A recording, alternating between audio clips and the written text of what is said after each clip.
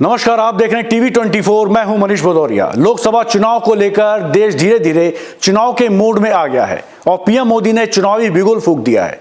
कई राज्यों में उनकी चुनावी रैलियां भी शुरू हो गई हैं और पीएम मोदी ने राज्यों के विकास के कई तरह की योजनाएं भी लागू कर दी हैं। इस सिलसिले में आज पीएम मोदी ने असम के लिए भी सौगातों का पिटारा खोल दिया। पीएम मोदी ने आज असम को 11,000 करोड़ रुपए की परियोजनाओं की सौगात दी। वहीं प्रधानमंत्री नरेंद्र मोदी ने कहा 11,000 करोड़ रुपए की परियोजनाओं के उद्घाटन से असम पूर्वोत्तर का दक्षिणी एशिया के अन्य देशों से संपर्क मजबूत हो जाएगा। इन परियोजनाओं से पर्यटन के क्षेत्र में रोजगार की अवसर बढ़ेंगे। पीएम मोदी ने आज मां कामाख्या एक्सप्रेस कॉरिडोर की आधारशिला भी रखी। इस परियोजना के बन जाने से तीर्थयात्रियों को वर्ल्ड क्लास सुविधाएं मिलेंगी। पीएम मोदी ने कहा, असम का प्यार मेरी अमानत है। भाजपा के वरिष्ठ नेता लालकृष्ण आडवाणी को भारत रत्न देने की घोषणा कर कहीं खुशी तो कहीं गम देखने को मिला। विपक्ष के कुछ नेताओं ने भाजपा पर तंज भी कसा तो कुछ ने इस फैसले का स्वागत किया। राम मंदिर आंदोलन को हवा देने वाले आडवाणी को कर्पूरी ठाकुर के बाद देश का सबसे बड़े सम्मान से मोदी सरकार ने नवाजा है।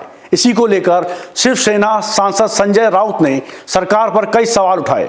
संजय राउत ने कहा, प्रधानमंत्री या राष्ट्रपति बनने का जिसका अधिकार और हक था, उन्हें तो ऐसी जगह कर दिया गया जहां सब उन्हें भूल गए। भाजपा भी उन्हें भूल गई। जब मौका आया तो उन्हें दरकिनार कर दिया गया और अब उन्हें भारत रत्न दे रहे हैं। मैं इस फैसले का स्वागत करता हूं। वे इसके हकदार हैं। उनका देश के विकास में योगदान रहा है। ये भाजपा लालकृष्ण आडवाणी को राष्ट्रपति बनाकर उनका सम्मान कर सकती थी, लेकिन उन्होंने वह नहीं किया। अगर आडवाणी जी ने राम रथ यात्रा नहीं निकाली होती तो आज की बीजेपी, आज के मोदी, आज के अमित शाह आपको नहीं दिखते, हम सब नहीं दिखते।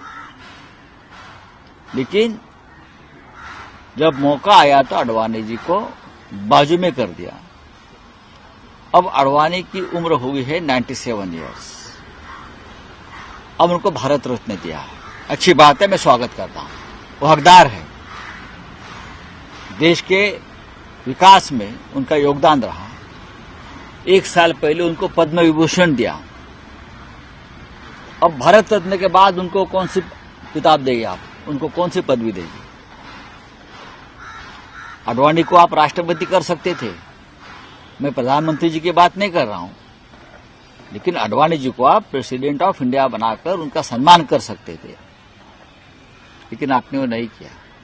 आम आदमी पार्टी की ओर से बीजेपी पर विधायकों को खरीदने की कोशिश करने के आरोप का मामला तूल पकड़ता नजर आ रहा है। ताजा मामले में दिल्ली पुलिस की क्राइम ब्रांच की टीम रविवार को दिल्ली सरकार में मंत्री और आम आदमी पार्टी के नेता आतिश के आवास पर पहुंच गई। पुलिस अधिकारी आरोप के संबंध में नोटिस देने के लिए आतिश के घर पहुंचे। क्राइम ब्रांच के एक अधिकारी ने बताया कि आम आदमी पार्टी के द्वारा विधायकों के खरीद फरोख्त के आरोप के संबंध में दिल्ली के शिक्षा मंत्री को नोटिस देने के लिए टीम आतिश के आवास पर गई थी। आपने आरोप लगाया था कि भाजपा अपने ऑपरेशन लोटस 2.0 को लेकर विधायकों को पैसे का लोभन देकर खरीदने की कोशिश कर रही है। वह आप विधायकों को तोड़ने की कोशिश में भी लगी हुई है। उत्तर प्रदेश के मुख्यमंत्री योगी आदित्यनाथ कार्यक्रम में उस समय भाव विभोर हो गए जब दृष्टिबाधित मुस्लिम युवक ने उनको रामचरितमानस की चौपाई सुनाई। मुख्यमंत्री योगी आदित्यनाथ का आलम नाम के इस युवक की पीठ थपथपाकर शाबाशी भी दी। कार्यक्रम के बाद जब योगी जाने को हुए तो एक दृष्टिबाधित दिव्यांग किशोर ने उन्हें गाना सुनाने की इच्छा जाहिर कर दी, जिसको सुनने के बाद सीएम योगी ने काफी भावुक हो गए और उसकी जम के तारीफ भी करी। गुरु ब्रह्मा गुरु विष्णु गुरुदेव महेश्वर गुरु साक्षात् परम ब्रह्म तस्मै श्री गुरुवे नमः। हर्षित बाहि करत मन मोहि राम प्रभु सुख नाम ही होई। एहि विधि करहुए सुख ही अनंता हर मुश्किल टल जाए संता। राम सिया राम जय जय राम।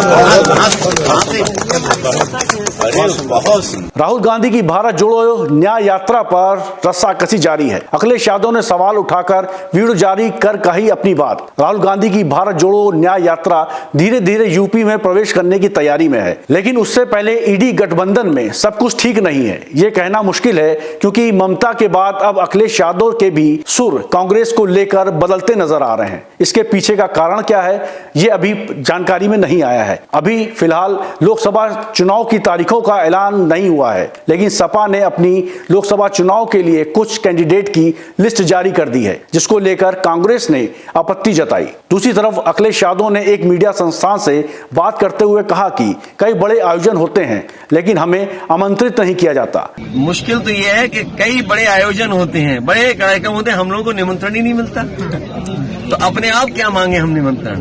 राम मंदिर में तो निमंत्रण मिला था आपको? अपने आप मांगने से मिला। जब आवाज उठाई हम लोगों ने कि बताओ हमारा घर गंगा जल से धोया, तब सुनने में आया कि उन्होंने कहा निमंत्रण दे दो, ठीक है। उस समय आएगा। मैंने आज से कहा कि ये जो समय है, समय के हिसाब से सब चीजें होती हैं, और भगवान हमें बुलाएंगे तो हम जाएंगे। और कब उनकी इंडिया गठबंधन बनेगा नहीं बनेगा? कब इच्छा हो जाएगी बुलाने की, अभी तो भगवान ही जानते हैं। अखिलेश जी, इंडिया गठबंधन बनेगा? इंडिया गठबंधन बनाएंगे, सब तो चलेगा छोड़ के। अरे उससे अलग